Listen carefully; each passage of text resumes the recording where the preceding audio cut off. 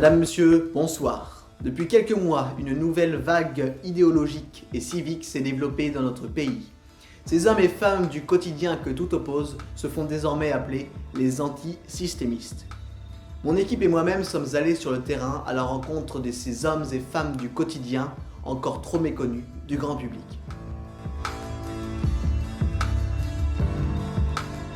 Oui, nous sommes effectivement à la recherche d'antisystémistes afin de mieux comprendre leur mode de fonctionnement.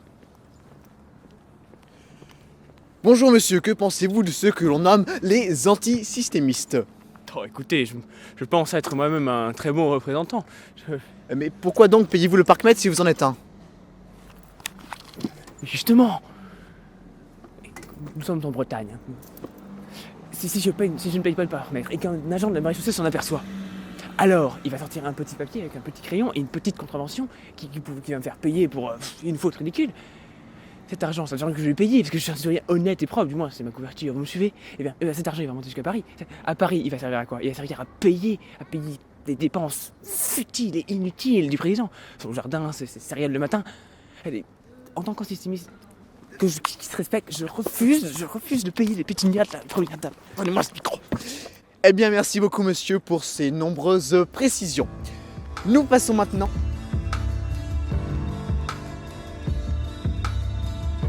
Nous sommes toujours à la recherche d'antisystémistes, mais la rareté de ce mouvement fait qu'on trouve difficilement des membres à part entière et... Ah, je crois que nous venons de trouver un nouveau membre, suivez-moi. Bonjour monsieur, j'ai vu à votre façon de traverser la route que vous étiez un... Antisystémiste, c'est ça, ouais. Un antisystémiste. Et pouvez-vous monsieur nous expliquer de quelle manière est-ce que vous mettez vos connaissances en application ? En fait, c'est très simple. Moi, quand je veux passer un passage piéton, je passe à côté du passage piéton. En fait, j'attends qu'il y ait une voiture qui arrive, et quand il y en a une qui arrive, boum ! Sur lui, t'as un diable qui sort de sa boîte. Du coup, la voiture, elle pile. Le conducteur, il est fâché et tout, il est pas content, du coup, il s'énerve. Puis après, je souris, quoi, parce qu'il faut sourire, comme ça. Faut sourire, quoi, la bonne humeur, quoi. Par contre, des fois, les voitures, ils s'arrêtent pas. Du coup, le diable qui sort de sa boîte, il boite et ça raye un petit peu la peinture. Ah, il y en a une qui arrive. Je vous laisse, hein. À plus. Eh bien, merci Franck pour ces nombreuses précisions sur votre idéologie. Nous passons maintenant... En cherchant sur les forums, nous nous sommes mis en relation avec un sportif de haut niveau qui pratique, au sein de sa discipline, l'antisystémisme. Bon, eh bien là, vous voyez, je me prépare pour la course. Et vous allez comprendre tout de suite ce qu'il en retourne pour la question de l'antisystémisme. Allez, j'y vais.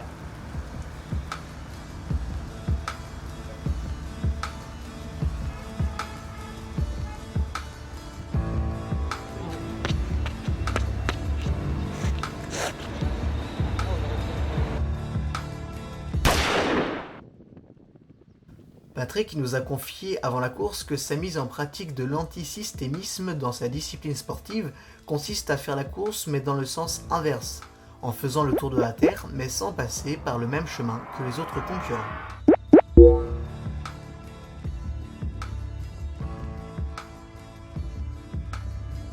Ce qui ne l'empêche pas d'avoir toujours une longueur d'avance sur ses adversaires.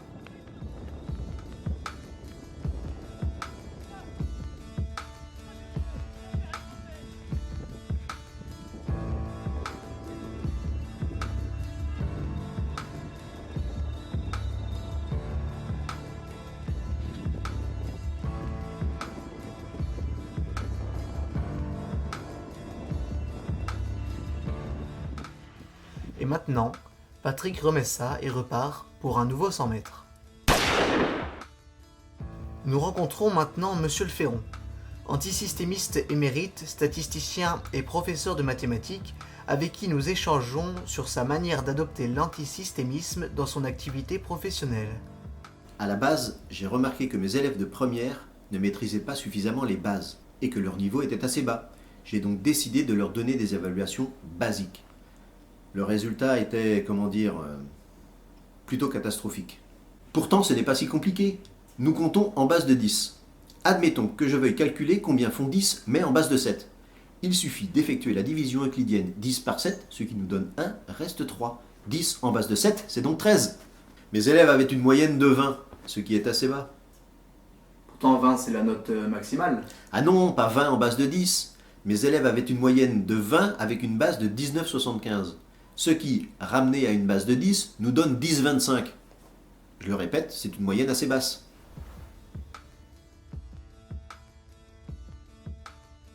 Deux mois après notre reportage, Georges du Parc-Mètre a poussé encore plus loin sa pratique en débutant le financement de 300 eurodateurs dans son village. Franck est malheureusement décédé après avoir tenté d'installer un passage piéton sur l'autoroute A6 pour tester sa méthode infaillible à plus grande échelle. Patrick, quant à lui, s'est foulé la cheville en plein milieu du désert du Boukistan. D'après les experts, il devrait rentrer d'ici 32 secondes. Ce qui nous donne en base de 10, 2 mois, 3 jours, 4 heures, 52 minutes et 8 secondes. ce qui est assez long. Effectivement. Quant à nous, en tant qu'antisystémistes convaincus, nous avons construit de toutes pièces ce studio sur la Lune, la tête à l'envers. La direction n'assumant pas le coût du voyage effectué à la nage, nous a poliment virés. C'était Keep Calm Entertainment, je rends l'antenne.